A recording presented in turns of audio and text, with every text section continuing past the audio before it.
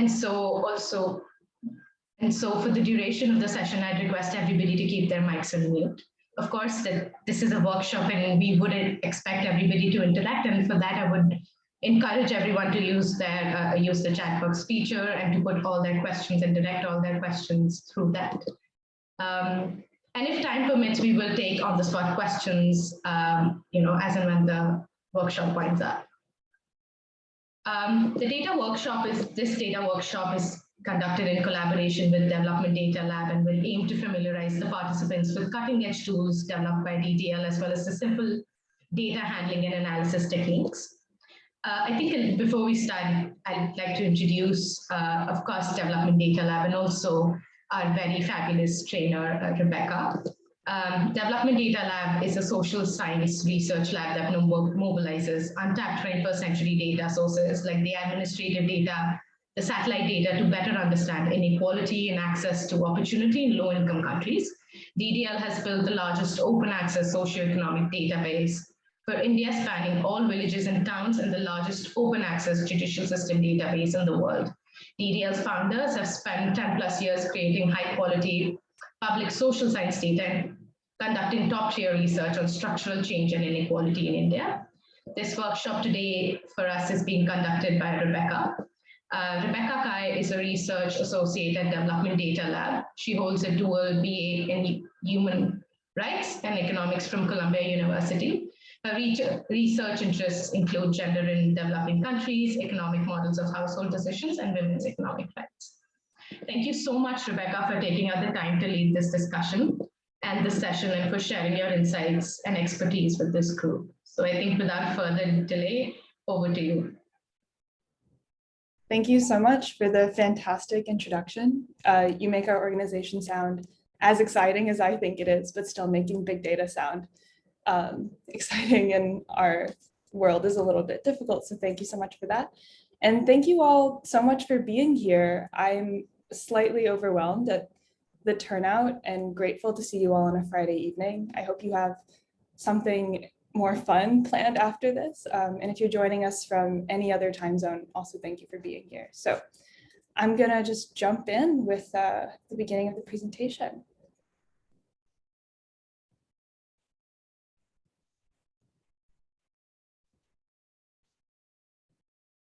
Okay.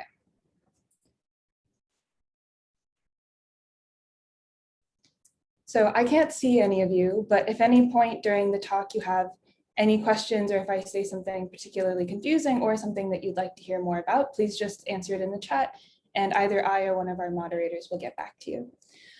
So today we'll be discussing Development Data Lab as an organization and also as an ethos or a mission around big data. Then I'll introduce some of our larger data platforms that are all totally public and available for anyone to use. And finally, walk through some of the fascinating, even really simple ways that you can use our data to begin your scientific inquiries. So the plan today is to talk for maybe 10-15 minutes about Development Data Lab, or we're going to keep shortening it to DDL as an organization. Walk through just some of the smaller or some of our larger open data platforms for another 5 minutes, and then get into the methods and analysis section. So we'll talk about the power of having a common geographic identifier across surveys, and then put that power to illustration with a demonstration of the Shrug. So DDL was founded in 2019 to address high-resolution development challenges by unlocking high-resolution 21st century data sources. Part of our ethos is that as data becomes more and more publicly available and a huge volume is constantly being created, there is an enormous potential to create better policy and to create better insights into our world, particularly in the way that countries develop and in the way that inequalities can open up between groups that aren't necessarily observable with less granular data. So we build on a decade of research by Professors Sam Asher and Paul Novosad. They spent 10+ years, basically their entire career starting at Harvard, investigating the Indian economy in particular, And in 2019, they finally put that idea into an organization, hired a full-time data scientist, we call him our wizard, named Toby, and have been growing the team of research associates ever since. So these four of us are research associates. Over here is Aditi Bhamik, she's our India director. I've been here for about 2 years, and I'm really excited to share with you what I've learned in that time. Check this chat really quick.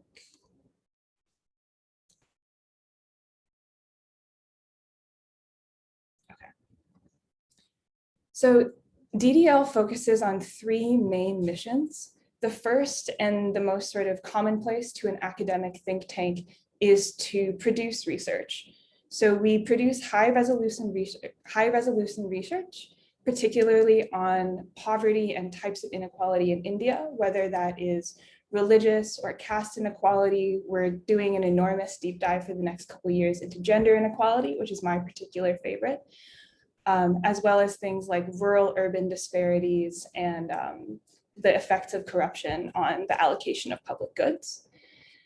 Then we jump into our more unique aspects. So our second mission is to provide open data that is widely and freely accessible at a very, very low level of granularity. So prior to 2016, 2019, it was very common for Indian public data to only be freely available at the state or the district level.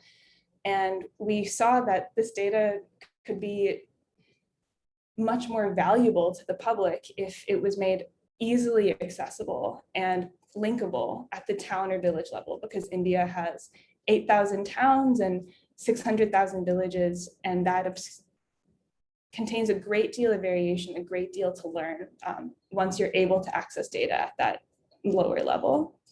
And then finally, we assist in policy. So we take this mission that we've been doing in a private or academic sense, funded by grants, and we say, like, why don't we take the data mission straight to the people who actually create public data in the government?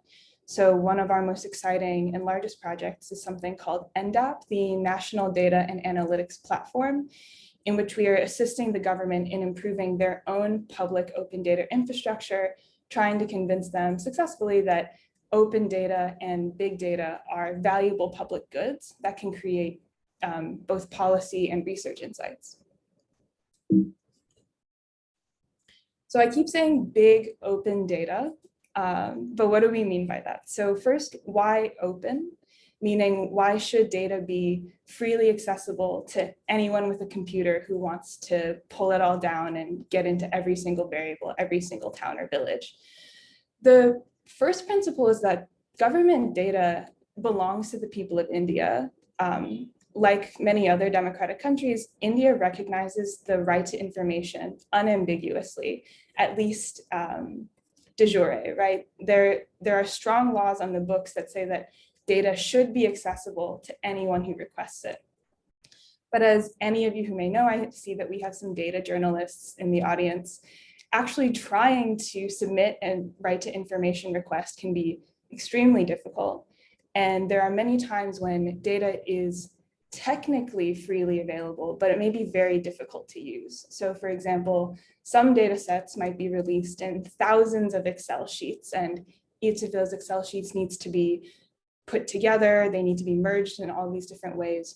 Or it could be that the data is technically available, but it's buried in a link that you have to follow from a folder that you have to follow from a very obscure website. And each of those things, while technically public and available, makes it very difficult for the public to actually use the data. So we're trying to build pathways in which more and more people can use data for whatever uses they think is most appropriate. And the final reason is that there's no technological reason that non-sensitive electronic information should not be open by default, meaning that the moment that the government creates data, because the government is creating data all the time in order to monitor its own projects, or simply in the course of like government processes like creating budgets, they make data, and we are trying to push for a world in which the moment data is created, it is also released to the public, so long as there is no sensitive personally identifying information like personal ID codes or like sensitive group identifications, etc. So the next question, is why big? When I say big data, I mean data that has a large number of observations at a very small granularity. So our key example of that in the Shrug is geographic big data. And the guiding principle for this is that local data is required to make local policies. In the example, you can see here that we've mapped intergenerational mobility in Delhi by neighborhood, and that there are some neighborhoods where if a child is born, they have a very high likelihood of being more educated than their father or their mother. That's these green areas. And then in some areas like these red and orange ones, children have a very low likelihood of being able to become more educated than their parents. But this is the kind of intracity, intrastate variation that simply wouldn't be available if there was only data available for the state or the district level. And so seeing this map, we gain a much deeper understanding of specifically where, say, mobility or anti-poverty measures need to be targeted within Delhi in order to solve this particular problem.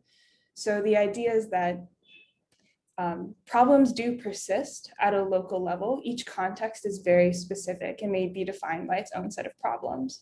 But in order to diagnose local problems, you have to have local data. And once you've diagnosed local problems, then you can come up with local policy solutions. Yeah, I think that's all that I have to say here. So moving on to the content of our open data platforms. As I usually said, we have the largest socioeconomic database that is available for public use in India, but also in any developing country. And so I'll just walk through some of the very broad contours of what we have available. And then because it's open and free, you're welcome to go and download and peruse in your free time. So our backbone data platform is called the Shrug. And we'll use this Shrug prefix a lot going forward. But in essence, it is the largest open access socioeconomic data set in any developing country. It spans India's 600,000 villages and 8,000 towns. At the moment, it's been used by over 15,000 researchers across various disciplines. Some of the most exciting ones have been used by data journalists at newspapers, other times academic researchers, students, anyone who, for any reason, might not be able to take the time or the money to buy higher quality data. In particular, the ethos of the Shrug is attempting to push back on this sort of global inequality where researchers in developing countries often have worse access to developing country data than people in, say, richer countries or at highly resourced universities. So part of the idea of releasing this to the public is to attempt to equalize a little bit of that inequality. The key feature of the Shrug that makes it so powerful is that it is seamlessly linkable between many, many different dimensions. So we've taken data sets that describe things like economic firms, population, all the way to caste identity, electrification, nightlights. And the power of the Shrug, which I'll demonstrate in a little bit, is that we can merge all these variables together. So if I'm looking at any town or any village in India, I can not only know, say, how many secondary schools are in that town or village, but also like the concentration of nightlights in that particular grid, like that particular grid cell. So the Shrug gives you access to many data sets and the ability to link them all together. The data, not only is the Shrug content important, but the way that we build the Shrug is important. We define it as an ever-growing platform for which anyone can contribute their publicly accessible data. So the way that it works is, say that you're a researcher and you're trying to do some research on Indian villages that you want to use the Shrug for. You need to grab a specific variable from the Shrug. In that case, you're more than welcome to access data through the Shrug platform and then use it in whatever project you happen to be doing. Then the Shrug will simply be cited in your paper. But we're hoping to create a work culture where after you're done with your project, you may have generated new variables that we don't have in the Shrug yet. And we encourage you to come back to us, say, I have this new exciting data on, say, COVID vaccinations. And if you give us access, we'll link it to the Shrug, put it online, and then it becomes part of this ever-growing body of variables that anyone can access. And it's sort of a win-win situation, because after that, when someone uses your COVID vaccination data, you will also receive a citation. So this isn't commonly incentivized or done in academic circles, but we believe that public data is extremely important. So we try to push this forward, including doing a lot of this work here, which I'll talk about in a bit, but it can be a little bit tedious or at least time consuming to bring new data into the Shrug to continue to link it together, which is why very few people do it, but we're here to do it. So what's in the Shrug? I won't go into this in detail, but these slides will be available later so you can peruse all the variable data sets at your leisure. The basic gist, though, is that we have the population censuses from 1991 through 2011, all of the economic censuses, and then a great deal of satellite data. So India's forest cover, nightlights, and then we have another census on socioeconomics and caste, from which we also derive poverty rates. Then there are some policy-specific data sets, like the results from the Rural Roads Building Program, PMGSY, the results from the 2008 elections, I believe, at the constituency level, and federal bank data. Oh, sorry. And to just clarify, when I say that data is available at the village town level, then it will have a check mark here.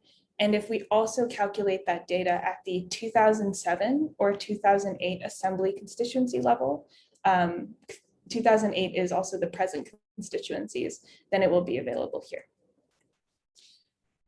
Now, there are many people for whom downloading a data set of 600,000 observations and attempting to run it through some sort of data analysis software like R or Stata or Python is too much of an investment, or that's simply not within their training. But we don't believe that that should stop someone from being able to explore data.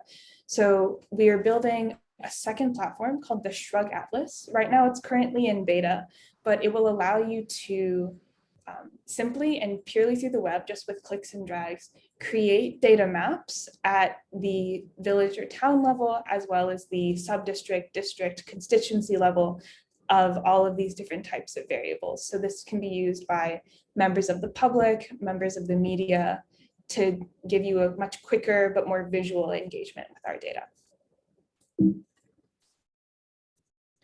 Third, we have an open access COVID data platform. So the COVID platform was actually born somewhat unexpectedly during the various waves of the pandemic, as members of our staff were watching all of this data come out, but feeling very powerless within their own homes to create positive change. And so instead, if you'll recall, on Twitter and on other government sites, the government was releasing data of district and sub-district COVID cases, bed counts, deaths, and that data wasn't necessarily being stored in any sort of place across India and kept for posterity. But there were various efforts, particularly, I think it's called COVID-19 India, or you'll have to, yeah, someone can pipe up if they remember the correct name. And so we have been gathering all of this data that the incredible work of data journalists and nonprofits have been making and placing it permanently on our platform. Right now it's been used for a lot of really exciting stuff. The first is to create a district level COVID forecasting tool. It's also been used in papers to estimate excess mortality. It's been used across news outlets, and lovingly, we also receive a lot of the data from news outlets, from particular data journalists who have gotten on board with our mission, and finally used by local policymakers. Okay, I see that there are some notes coming into the chat, so let me just Becky, I got the questions. You keep going. Okay, thank you, Aditi. Hi, nice to see you. I'm here. You're here. You keep going. Aditi is my partner in crime and everything at DDL. Okay, fantastic. Again, I'm going to glaze over what's on the COVID platform in order to get to the meatier stuff, but please revisit this whenever you'd like. Finally, or second to finally, we have a judicial data platform. So if any of you are familiar with the website eCourts, it is the repository through which the government digitizes a public record of every case that has gone through every court in India. We scraped the data for over 80 million civil and criminal cases filed in the district courts, so India's lower judiciary, between 2010 and 2018. Of course, there is a near infinite number of possibilities of ways to analyze this data, but just one that we've looked at is the length of time that it takes courts to make a decision. So if you simply measure decision time as the number of days between filing date and decision date, you can already gain some really interesting patterns just in this pure description of in some cases, the average decision time is less than a year. It's between 6 months and 16 months. And in other places, it's between 2 and 5 years. So this adds a lot of nuance into, I think, the somewhat common perception that India's courts are quite backlogged or that they can take really, really long delay times. But now that you have case level data, you're not just restricted to making graphs like this at the district level. You can dig into the details of the cases and find other kinds of patterns. So the way that we've used it here in our current working paper on India's court system is to study in-group religious and gender bias among Indian judges. But one of the sort of key illustrations of the justice data set in particular is that even if we had 10, 20 years, we could never write all the papers that one could write about 80 million court cases. So why not release it to the public and see what else they're willing to come up with? And so it's already being used by a couple of other research labs, and they're seeing some really interesting results. Coming soon will be the second version of the Shrug. I won't talk so much about these capabilities unless someone is interested in them, but in terms of new data that we'll be adding, there will be wider climatological and pollution data, including night lights, better forest cover, temperature, elevation, pollution. We'll also have new data on the intergenerational upward mobility and religious segregation at the neighborhood level in India's cities. There will be measures of urbanization and urban policy measures, particularly in the restrictiveness of land use and the friendliness of laws surrounding rent control for tenants versus landlords. There will be data on to what extent India's houses are in good condition, bad condition, dilapidated at the town or district level. And then finally, we're working on a new gender platform that will also include subcaste specific historical norms, meaning the practices of jatis recorded in various anthropological studies between 1930 and 1990. So I'm going to take a good amount of time now to discuss the power of a common geographic identifier, because we found that particularly for people who are less familiar with data analysis, this is a really key point to understand, but it's one that takes a little bit of explaining. And it's one that is just generally important for learning good data practices. So if you recall this slide, I told you that all of these different data sets are in the Shrug, but they come from highly disparate sources across government ministries across different years. And so the next question is, how do we actually manage to link all of this data together so that you can use any variable from any data set with any other? The answer, or let's back up for a second and ask, why is it so hard to link data?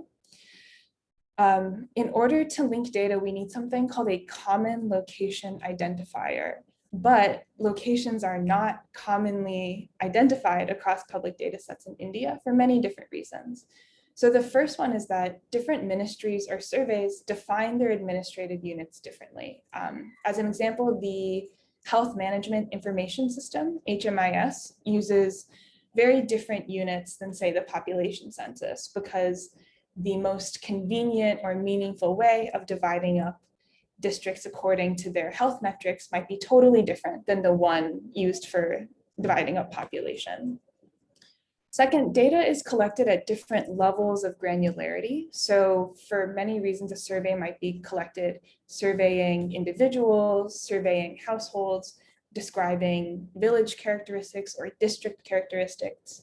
If any of you have worked in the JPAL or RCT world, then you might be most familiar with surveys that are done at the individual or the household level.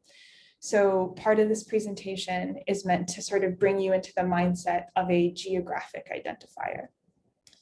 Finally, administrative boundaries change through time. There are many cases where states might split or districts might be redrawn. Villages can urbanize and grow into a single town, or villages and towns might split or combine. So just as an example here, I've given a picture of the population census in 2011 districts in what would later become Telangana. And you can see that by the time we reach the LGD, which is the government's sort of new backbone of location identifiers, the districts are totally different. They've all been redrawn in here versus here. And so if you were to say receive PC11 data at the district level, you would know that, for example, there are 100 primary schools in this one area.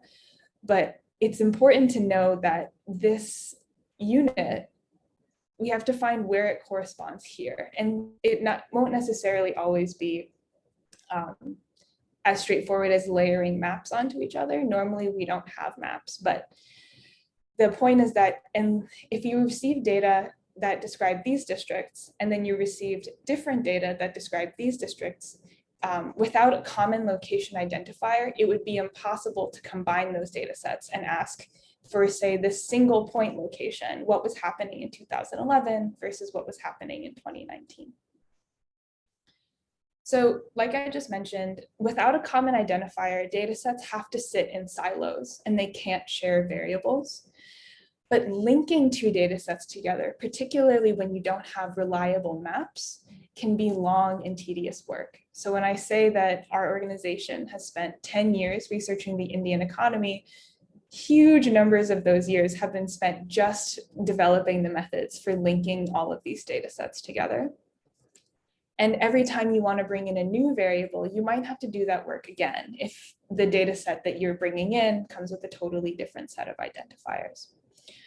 But once we do it, questions that we can answer sort of abound. So I won't look at all of these, but just as an example, you might ask, in a village that receives a new hard top road between 1991 and 2011, which is a variable you can find in the population census, does poverty rate decline? So this is an important conceptual question, right? We want to know if receiving a hard top road could make poverty rate decline because villagers have greater access to towns, or there's no longer all that wear and tear on their carts and their cars, or they're more able to access education. There are all of these development stories that might imply this hypothesis, but for which we need linkable data to test.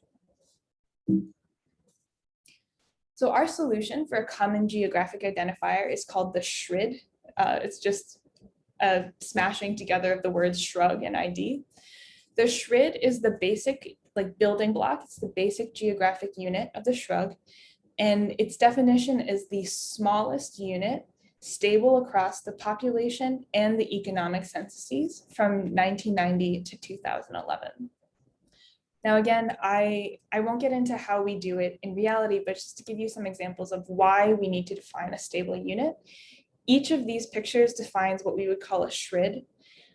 So if, for example, in 1991, there were 2 villages, and in 2001, they combined, they urbanized and became a town, then the town boundaries describe what we would call a Shrid, because it's the smallest possible area for which these units can be grouped together. A different idea is the instance where a town splits and becomes 2 towns. So in 1991, it's larger, and then it splits in 2001. So researchers might be tempted to say, why don't we just use the smallest possible unit available? Why don't we just break it down to these 2 towns? The issue is that if you want to bring in data from 1991, but you're working with these 2 towns, then it is impossible to know off the top of your head how the variable that you're receiving that describes this whole area should be translated to these 2 towns. And then finally, there are cases where districts are complexly redrawn. So instead of being just a simple split or a simple combination, administrative boundaries are just totally redrawn, like the redistricting of Delhi between, I think, 2001 and 2011. And in those cases, again, we simply have to accept that this large unit will be called the Shrid, the smallest stable geographic unit. All right, so now we're going to jump to a demonstration of how to actually use the data in the Shrug. I am not familiar with my audience's level of comfort with data analytical software. And because the audience is so large today, there might be a wide range. So I'm going to take this somewhat slowly and then use the very end of the talk to sort of demonstrate, but not necessarily get into the nitty-gritty details of more advanced maneuvers that you can conduct with the Shrug data. So just to start, I'll be using data sets that are downloadable from this public link. Oh, sorry. So if you go to the Shrug website, anyone can download the data and you'll receive it in a zip folder. So here you'll be able to peruse all of the different data sets that we have, the variables within them, and then download either a specific data set, a specific variable, or the whole Shrug. Popping back. So today I'll be using the population and economic censuses, the socio-economic and caste census, and our nightlights data. So like I said, the first thing you'll need to do if you want to replicate this analysis is download all the data sets, unzip them, and then save them in a single folder. I'll be using Stata today because that is the software that most economists are most comfortable using. But you can do very similar operations in R and Python, which are free. Stata is a paid software. So our first example will be very, very basic descriptive statistics.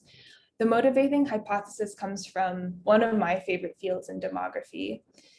So in economics, it is commonly believed that during a phenomenon called the demographic transition, families have fewer children, and those children get more education. So this is sometimes called the quantity-quality trade-off. The idea is that as a place becomes more prosperous, 1, education is more available, and 2, a child needs more and more education to succeed. But because investing in a child's education is relatively expensive, parents will choose to have fewer children and then to educate those children more. But this is just a hypothesis. We're going to see whether there's evidence for it in our data. So translating into the Shrug data, we'll develop a testable hypothesis that between 1991 and 2011, the average number of family members in a household fell as literacy rates rose. So the first thing we want to do is just get to know our data before we create graphs and we begin our analysis, particularly before we jump to the phase that economists always want to do about demonstrating causality. Before we do any of that, it's always good, particularly when working with government data, to just get a sense of the summary statistics, some of the broad trends, and what kinds of variables you have. So jumping in, we'll first open the PC, the population census from 1991. And here, these two steps, you can see here the ones that say merge Shrid using data from the population census 2001. Here we're utilizing that very powerful common identifier, because anytime I pull in one data set from the Shrug, all I need to do is conduct an operation called a merge on this variable called a Shrid, and it will automatically bring in any other data set from the Shrug. So this work that we do in these merges has taken about 6 years of work, but it's just so powerful when you see that now I've seamlessly got all the censuses from 1991 to 2011 at my fingertips. So let's look at the contents of the data set. It's extremely long. There are a lot of different variables available, but what you'll broadly see is that for each year, 1991, 2001, and 2011, we have a large number of variables about the population characteristics, the population size, and then various public goods like the number of schools, roads, and electrification for different uses. So let's hone in on just measuring literacy rate, meaning the share of the population that was measured as literate by the census. So we'll measure literacy rate, call it lit_91, as the literate population divided by the total population. Very easy, right? And next we can visualize how mean literacy rate at the town or village level has grown over 3 time periods. So it's important to know that as I pull in all this data, if I scroll all the way back to the top of this description, you'll see that there are 564,000 rows, meaning there are 500,000 Shrids, and Shrids are, for the most part, the size of a town or a village. So this graph here is describing the average literacy rate across towns and villages in each census year. You can see it growing from about 30% in 1991 to about 60% in 2011. Next, let's calculate the average number of members per household. So first we'll do a very similar exercise where we just define this variable household size as the population divided by the number of households. But the reason I picked this variable is to illustrate another really important part of working with government data, which is checking the data for outliers. So okay, I think I can keep going. So this command called sum. Yep, I think you're on unmute. Sorry, yeah, could you mute yourself if you don't mind? Thank you, sorry. Thank you, Adik. Thanks, Aditi. Okay, so this command here that's called sum is short for summarize. And what we're saying is that we want to see the distribution of this household size variable across all the towns and villages. And if we look at the distribution, then we'll get a percentile breakdown, as well as the smallest and largest values. And here we're seeing a couple of pretty concerning things, like in 1991, the largest average household size in a village was supposedly 730 people all living under one roof. And conversely, the smallest household size is 1/10 of a person living in a household. So when you're working particularly with large government data, there will naturally be these kinds of variables. Data is not perfect, and particularly older data, we know it has a lot of flaws. So before we dive into just graphing means and averages, we want to be very careful that we filter out observations that we conceptually think are not realistic. So for now, we'll just make a sort of oversimplistic rule that will say a household size does not exceed 10 people. So what we're doing in these next lines is replacing any household size larger than 10 with simply a missing value. So we're saying we're not going to include those in our data. We're going to say that those are probably errors, and we won't let them influence the statistics that we're about to create. So after that cleaning step, let's see how household size has changed across the 3 periods. It looks like it's fallen slightly between 1991 and 2011, but that it hasn't changed drastically, which is interesting in itself when you consider all the other changes that have happened since India liberalized in 1991.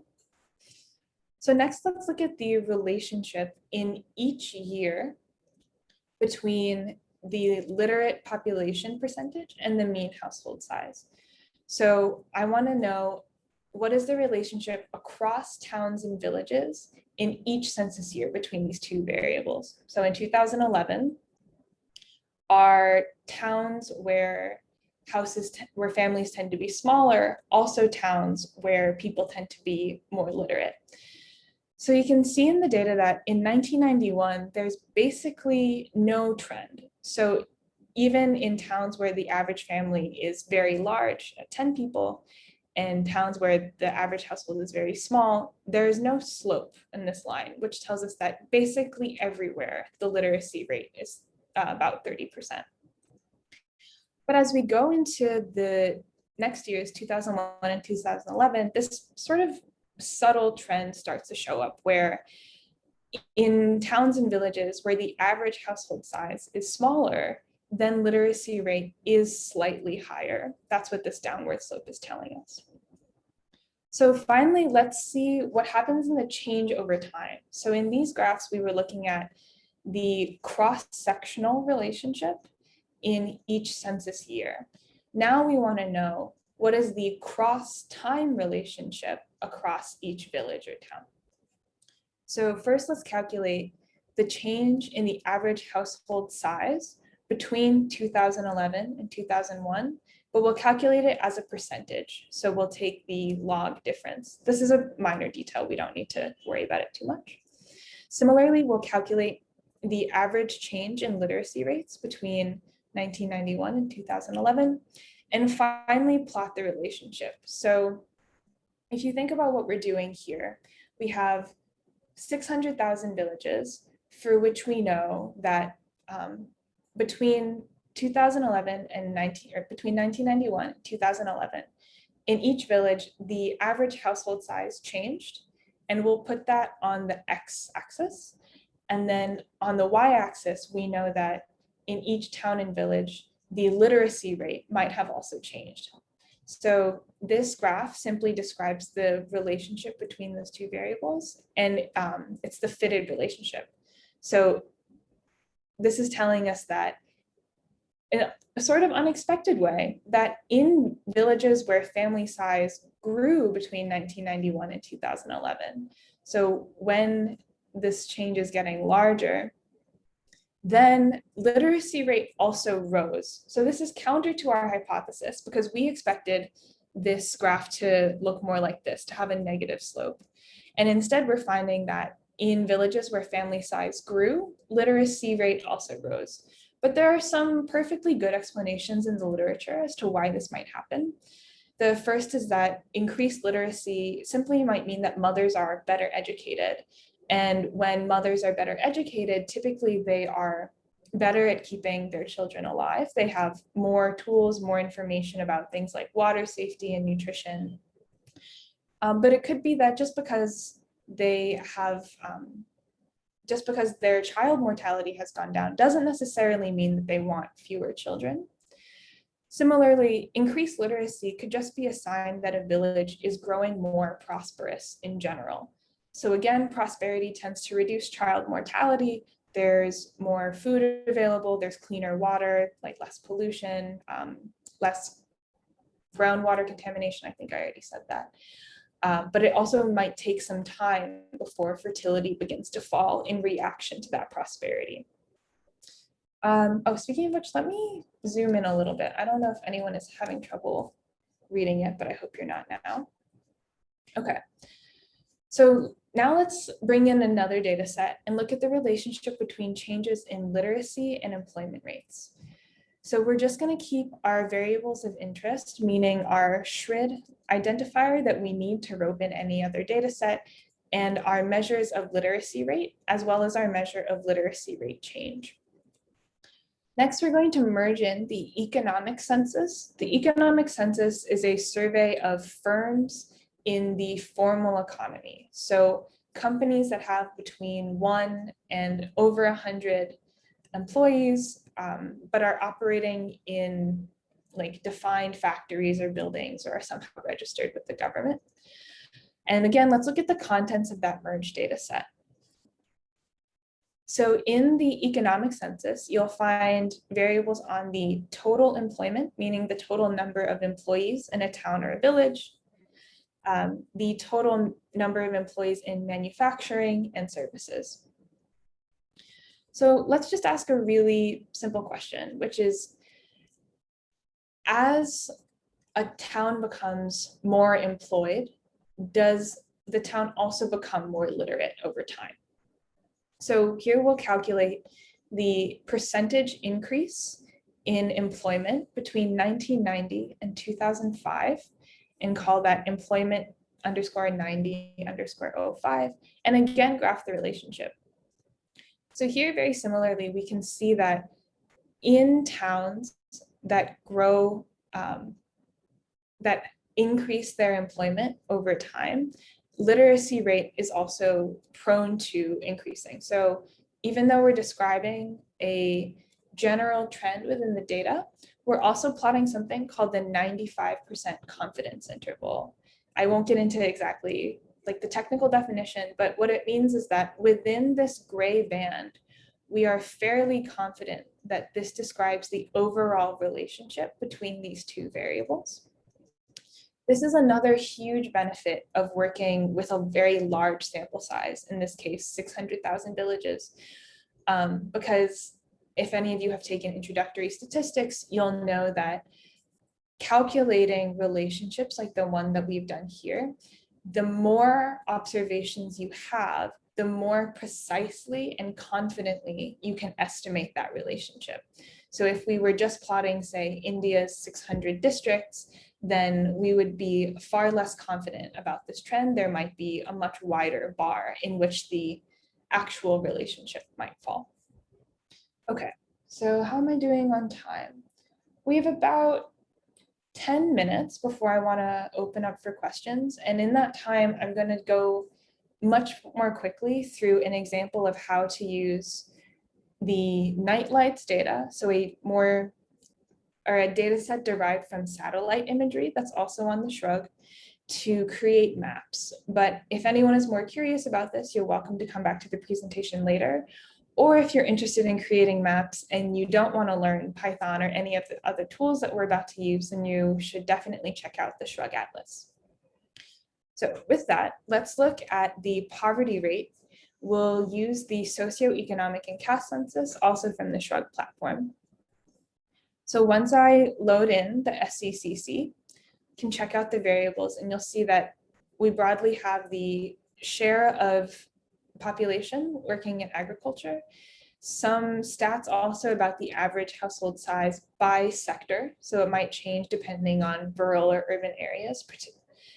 Taken in 2012, the per capita consumption. So this is a measure that we've created at DDL, knowing that income can be reported income can be a somewhat unreliable measure in India because many people are engaged in informal economy. They're not paid in cash, but they're paid in kind, or people might live on more self-sustaining farms. And then while their nominal income is low, they might have a higher quality of life. So to get around all of these issues, we've calculated a consumption measure, which just measures what a family is able to buy and consume, the value of the things that they actually use in a year. And then we've also, using that consumption measure, calculated the poverty rate in each town or village. So to back up for a second, this consumption measure is the average consumption per town or village. And then the poverty rate is the poverty rate in each town or village, or in this case, the Shrid. But again, Shrids are basically the same size as towns and villages. So let's say that we want to merge the SECC data with the nightlights data. Then you simply conduct another one of these simple merges and take a look at the variables that we've added in. So now we've added in the total nightlight intensity from the years 1994 to 2013. And all of these are sitting, again, for the same towns and villages. We can use these variables however we'd like. So suppose that we want to look at the increase in nightlights over time, but to differentiate between poor versus rich areas. Excitingly, we already have all the ingredients we need to do that. So first, let's divide the rural poverty rate into 4 categories. So we're going to cut the data into quartiles, meaning the poorest 25% of villages, or actually, it looks like we'll do something slightly, oh yeah. No, I'm right. So we'll take the poorest 25% of villages, then we'll take the next poorest 25%, then the 50th to 75th percentile, et cetera, till we get to 100. And in that case, we can see that, yeah, so we'll be cutting into groups of 0 to 17, 17 to 34, 34 to 50, and then 50 to 100. Next, we're going to do a few data operations that I won't get into in detail, but we're reshaping the data so that the nightlight data, as opposed to having one row containing all the years, now there will be a variable called year, and then there will be one row per year. And we'll save it just as a temporary data set. We'll come back to it in a bit. Finally, we're going to calculate the average nightlights for every year by poverty category. So instead of having 600,000 villages, we're going to collapse to these 4 poverty categories and say that each band of village that has a particular poverty rate will now become a single row in our data set. Next, we'll just clarify a couple of the variable meanings and then jump down to this graph. So I'm going to walk through the graph somewhat slowly, but I think that the insight just we've gotten from like basic data exploration is really interesting. So this variable here, let's start at the purple line that's called total light P0_17. These are the richest band of villages because the poverty rate in these villages is between 0 and 17%. Conversely, this yellow line is the band of the 25% poorest villages, and they have a poverty rate between 50% or 100%, meaning that in all of these villages, between 50 and 100% of the population are living below the government-defined poverty line. And now let's ask, how does nightlight intensity vary across each of these different wealth bands of villages? So right now, let's just look vertically, and we see that the poorest band of villages has very low nightlight intensity. And this isn't unexpected, right? That the poorest villages won't have access to electricity, or if they do, then they can't afford to use it.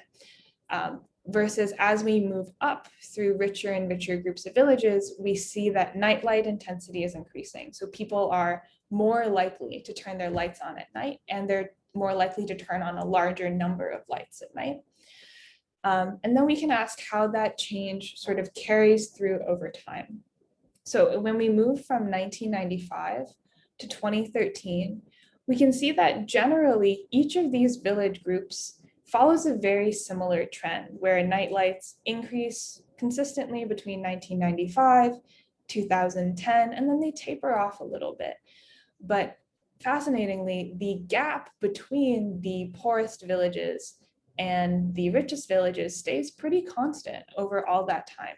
And so That's just one illustration of an insight that you can generate from our data.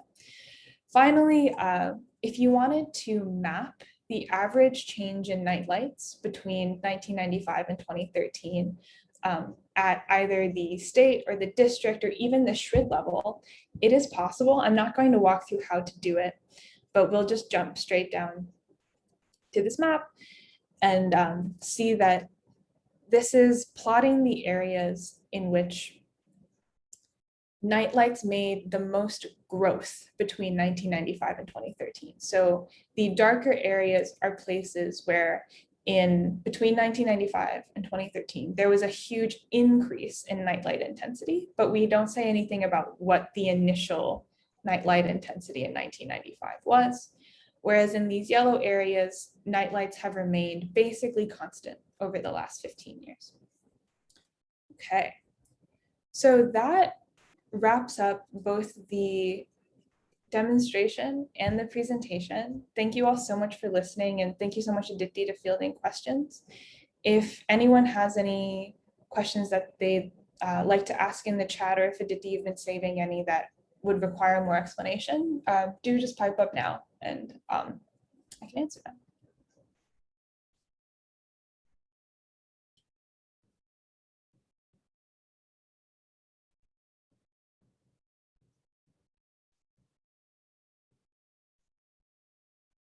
Give you all a moment to type a question in the chat if you have one. I'll just drink coffee silently for the next 20 minutes if no one pipes up.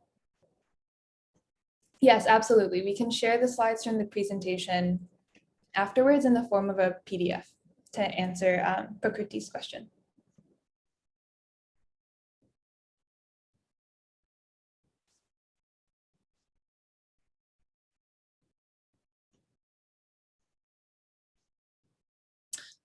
Okay, that's a great question. So Ayushi is asking, in this map where you can see that in some of these areas, technically we're saying that, percentage increase. So are we saying it's 100 or are we saying that it's 1%? Let me see.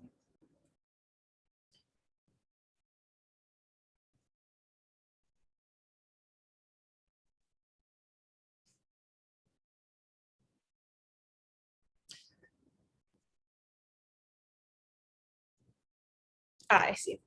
So you can see here that the way that we're defining change in nightlights is as a percentage change. That's what that's what's subtracting the natural log of 2013 from 1995 from the natural log of 2013. So here, these are areas that saw a 1% increase in nightlights, these dark purple areas. But still, it's really interesting to ask, why is there so much regional variation? Why is it that in the Northwest and these areas and pockets in the Northeast, it actually seems more likely that electrification is intensifying? And to answer no, I would love for any of you to go dig into the data now that you have access to it and come back with an answer. Do tag me on Twitter if you find something. Okay, so also, please forgive me if I pronounce any of your names incorrectly, but Benika is asking, if we are new to data analytics, what is a good starting place? So please treat this question as if I am quite numbers averse and looking at big data sets gives me a headache. Okay, that's very fair. I can say that from personal experience, when I finished my undergrad, I had never worked on a data set of more than, I think, 1,000 observations. And then when I started my job here, they handed me a data set of 16 million observations. And I kind of panicked at first. So concrete steps to learning how to work with data. I would say, I'm going to break it down into things that you can do learning along with someone, and then things you can do independently. The first is to ask yourself what kind of data analytics you're interested in, because our world today is so defined by data, there are many different types of analysis that people engage in. So economists do a very different kind of analysis than journalists versus statisticians versus politicians versus consultants. So first I would, if you can, find someone who professionally does the kind of analysis that you're interested in and ask them what types of skills they look for. So in economics, it might be very important to be able to do regressions, but in data journalism, it might be very important to be able to visualize your data. And those sort of specialties do sort of diverge. And then after you learn that, the next thing is typically to go and practice on particular software using small data sets, or what we call sometimes dummy data sets. There are a few ways to do it. Usually you'll be starting in something like R, Stata, or Python. And for all of these, there are free introductory courses on the internet that should also provide you with small data sets that are easy to pull in and clean. So you don't have to worry about all of this messy data before you even start doing the basic skills. I would absolutely invest in spending a few weeks or a few months taking one of those courses, following people's instructions, and then just picking a question that you find personally interesting and going on an independent study. So there is really truly countless numbers of public data sets on the internet to answer any question you might have. So I would say, if you're interested in econ and policy, a great place to start is the government data website for some of the wealthier countries like the US or Japan. India is increasingly a front runner in government data. And just start asking questions about it and applying the skills that you learned in your own courses, because the moment you get your hands on real data and you have to motivate your own inquiry, just a whole world opens up. You'll grow so much faster. That was a very long answer, but I hope that it helped. Okay. Shreyoshi, thank you for giving me your pronunciation. So you're asking if this is something that can't be divulged yet, but when you mentioned that the Shrug 2.0 will have some data regarding child marriage, at what level is this data going to be aggregated? Will this also include marriage data in general? So two answers. The first is that there will be child marriage data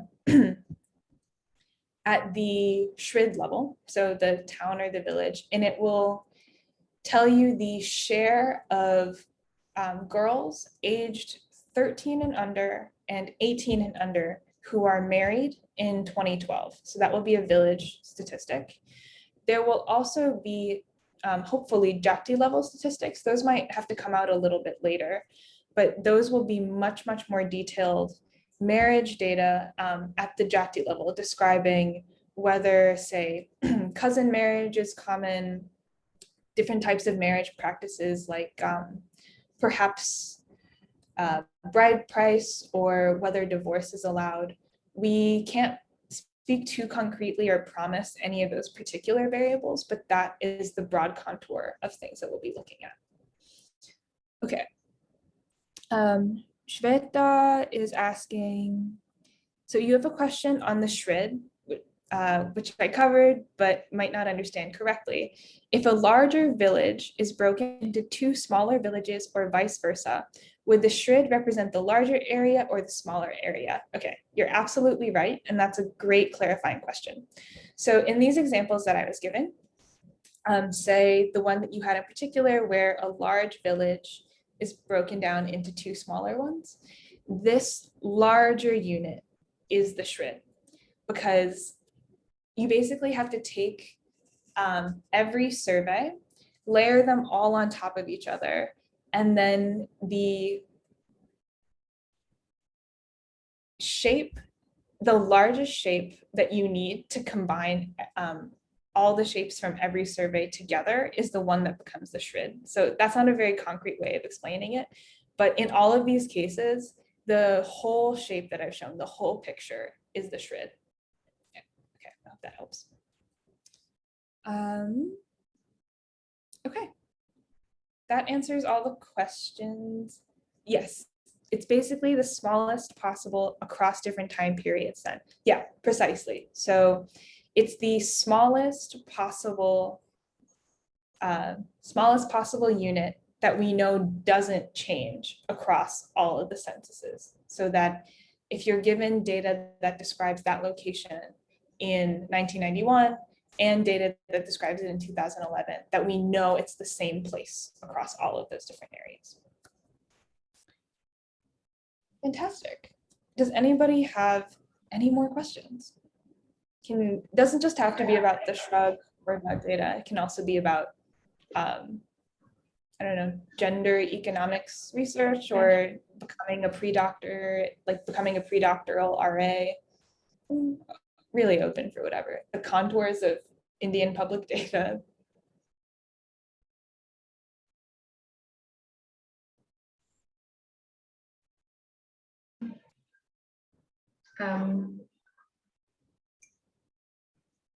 Yeah, I think that's it then.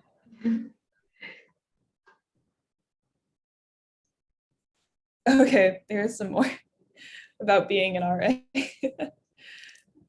Okay, I won't get too deeply specific about this. I do understand that most of WEAP's membership is undergrads and post-undergrads, so it's lovely that you're all thinking about pursuing pre-doc RAs. They're a great opportunity to work hands-on with data and develop close relationships with researchers. In terms of data skills that are essential for being a pre-doc RA, I would say many of the ones that I just described here. So being able to load in data sets, examine, to identify outliers and other sort of like bad trends, anything that you would call cleaning data.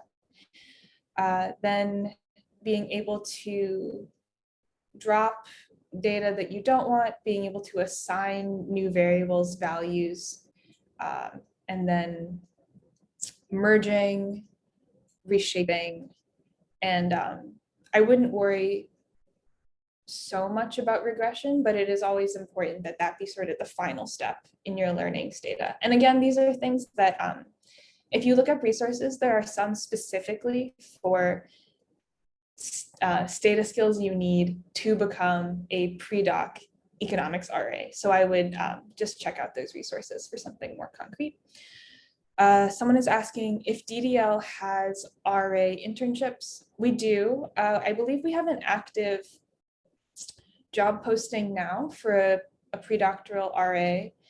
If anyone is interested in applying, you can find that on our website, as well as Professor Paul Novosad's Twitter.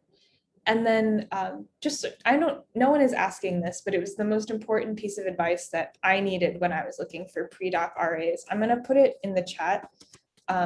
Economics is very helpful in some ways in that they believe strongly in efficient, centralized systems. So almost every job posting to be a pre-doctoral RA is put on a single Twitter account called @econ_RA, I believe. So definitely check that out, even if you're thinking about applying to JPAL or to DDL, you'll find many opportunities there.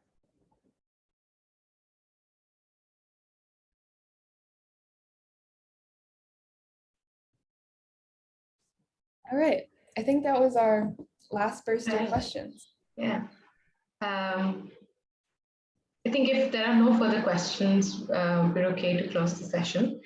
Rebecca, thank you so much for taking out the time on a Friday evening to walk us through such an insightful presentation, and also a very exciting kind of data set, and what all we can do through it. I think a lot of people are going to benefit from this workshop, and also more so after when we go on exploring on our own and understand what exactly is entailed in this data set.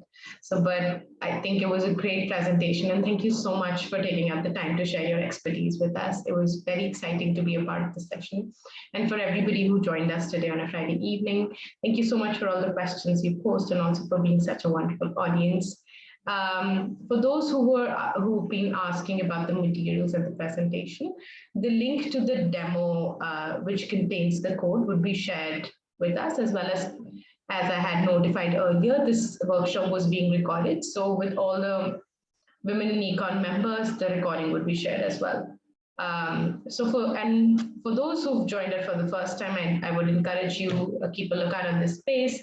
We conduct workshops and Q&A sessions and very exciting sessions to help kind of better traverse this path that all of us often find ourselves in. But thank you again, Rebecca, and I hope everybody has a great evening and a great weekend. Thank you for joining us today, and I'll be closing the session now. Thanks so much, everybody.